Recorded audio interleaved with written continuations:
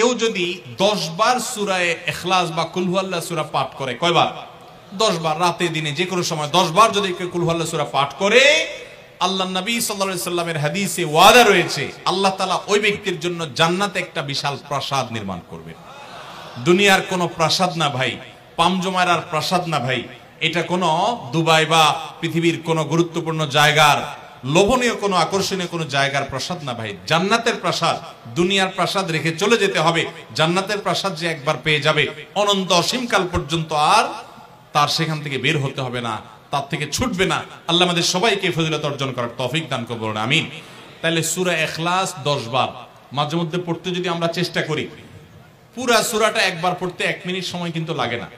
কুল হুয়াল্লাহু আহাদ আল্লাহুস সামাদ লাম ইয়ালিদ ওয়া লাম ইউলাদ ওয়া লাম ইয়াকুল লাহু কুফুয়ান আহাদ। কয় সেকেন্ড সময় লাগছে? 20 সেকেন্ড, 25 সেকেন্ড।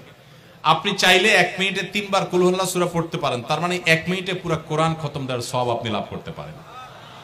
তাহলে অবসর সময়গুলোতে আমরা মুখস্থ তো সবারই আছে, পড়ার চেষ্টা করব না ইনশাআল্লাহ। আল্লাহ আমাদের সবাইকে তৌফিক দান করুন।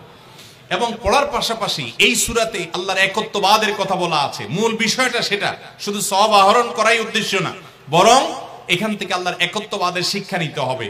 আল্লাহ একক, কুল হুয়াল্লাহু আহাদ, হে রাসূল বলে দিন তিনি আল্লাহ, তিনি একক, তার কোনো অংশীদার নাই, তার কোনো পার্টনার নাই, তিনি কারোর প্রয়োজন তার হয় না। আল্লাহুস সামাদ, তিনি কারোর মুখাপেক্ষী না, বরং সবাই তার মুখাপেক্ষী।